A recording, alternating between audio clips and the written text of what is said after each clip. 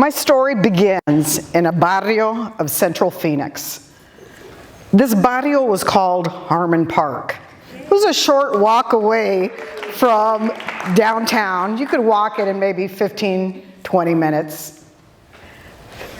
My family has deep roots in Phoenix. We come from a mining family by way of Grants, Allison, New Mexico, Metcalf, Arizona. My grandmother was widowed in 1929. She settled in the area of Grant Park, Harmon Park. Harmon Park is surrounded by government housing projects, Marcos de Niza. They're surrounded by a hospital, a park, a library, Freddie the Barber, Estrella Tortilla Factory, an elementary school, some small churches, Toribio's biggest little market, Mary Lou's where you could get fresh chorizo and buy it on credit. This barrio was my place of safety, of comfort. It was of love, of family. What is a barrio? A barrio, to me, is kids running in the streets, playing. It is ladies hanging their laundry on the clothesline. It's the airplanes coming overhead, shaking the house, shaking the windows. You could almost see the belly of the airplanes. It's running to get a raspada at the red brick building or a soft cone for Mr. Softy.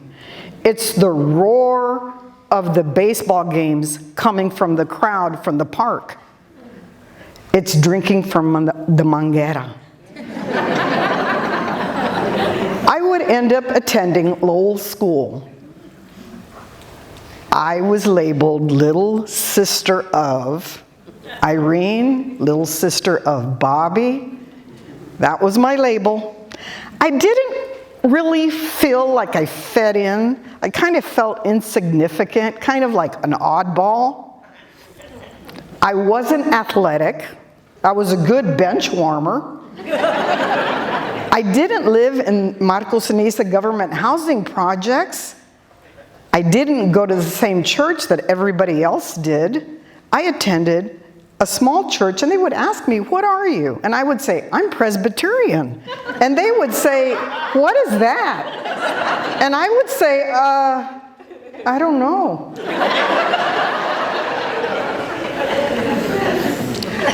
I felt like I didn't fit in.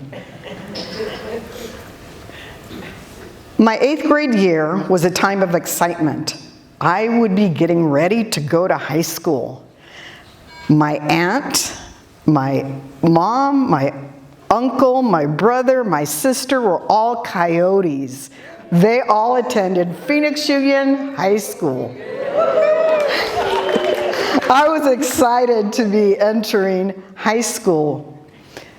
In 70, 71, it was a time of change, social unrest. I started hearing things I wasn't really sure about. Heard about walkouts, heard about rioting. Sure enough, Phoenix Union was going through some changes, social changes. The parents, the teachers, the kids wanted better. Curriculum policies, safety for the kids. So, come springtime, 1971, my mother would break tradition. She would decide for me that I would not be a coyote. I ended up going to high school far, far away. I would end up becoming a Longhorn. The smell of the area was fresh manure. Gone was the safety of my barrio. Again, I felt insignificant. I felt small. The teachers, the students, they didn't look like me. Brown. But while I was there, I met people from other barrios. I met Campito, people from Campito, from Cuatro Milpas, from La Nueve, from Golden Gate. I met other people, other Longhorns. I ended up sticking it out. I stayed all 4 years. Upon graduation, I was number 95 out of 500.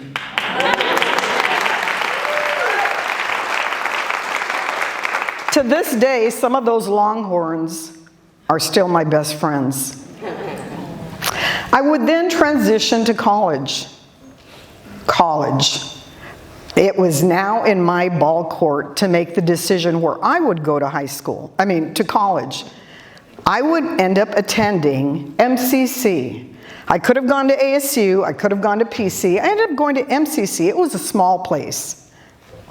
I met people from Kearney, Superior, Morenci, from Globe. These were mining towns. These were my people. Not that I know anything about mining, but they were my people. After MCC, I transitioned to Arizona State University, elementary ed, with a minor in multicultural ed. I knew I wanted to be a teacher.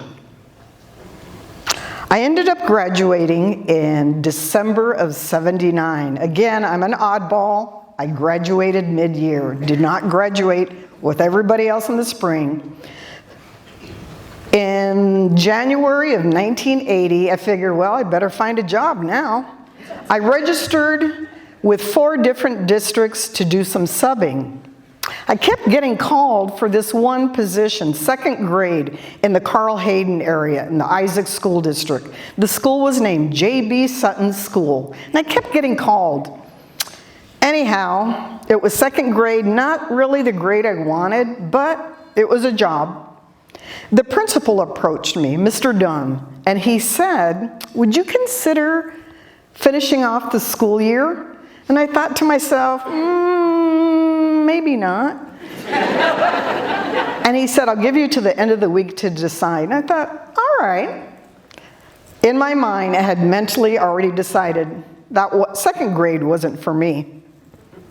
Anyhow, one day after school, a parent approached me. She was mother of David.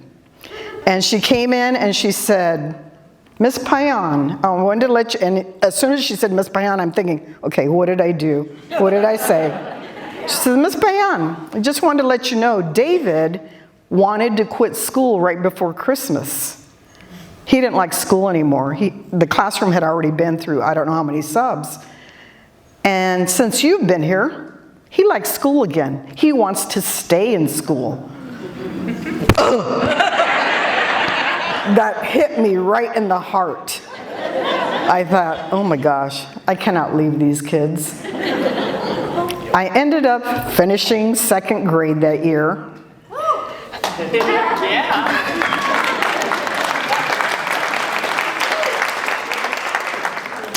And then I was riffed. I didn't even know what rift was. Reduction in force. I was the last one hired, so I was the first one to get let go. I was one of 7 2nd grade teachers, the only bilingual one, but they let me go. But I was okay with that because I know I was going to end up back where I did my student teaching and my interning. I ended up back in the Roosevelt School District, number 66. I ended up staying at Lassen for 33 years. I ended up teaching kids of my kids. I retired in 2013 thinking that was the end, but it wasn't the end. Teaching is like the mafia. They keep bringing you back.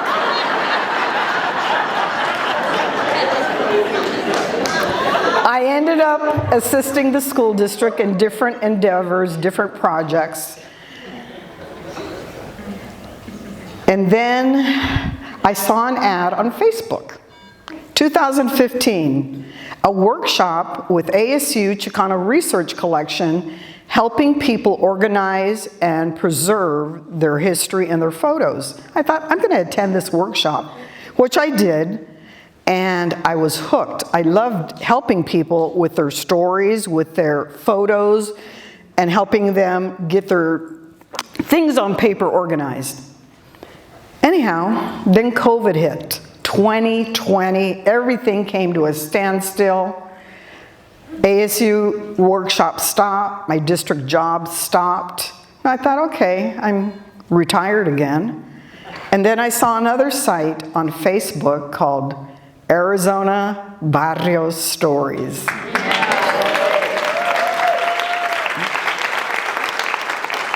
And their mission, a little bit similar to ASU, but a little bit more, step up, to help people with their stories and to help people document and to preserve their stories and memories from growing up in the barrio. I thought, I'm going to check out this site. And I did. And then I was kind of kidnapped by the founder. Anyhow, he asked me to assist in administrative stuff, so which I did. And then pretty soon he asked me, would you help me interview somebody? I didn't know what that meant. And I think today, as of today, I've done maybe 100 interviews.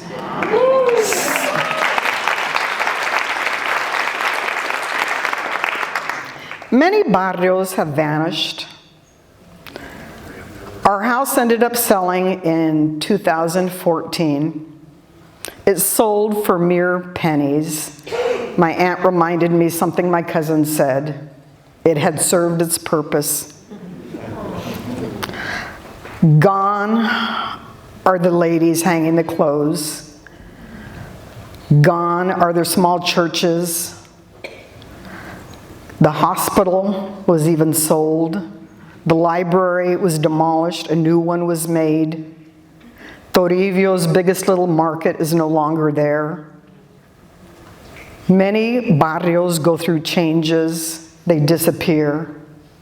But what we will always have are the memories of mi casa y tu casa. Thank you.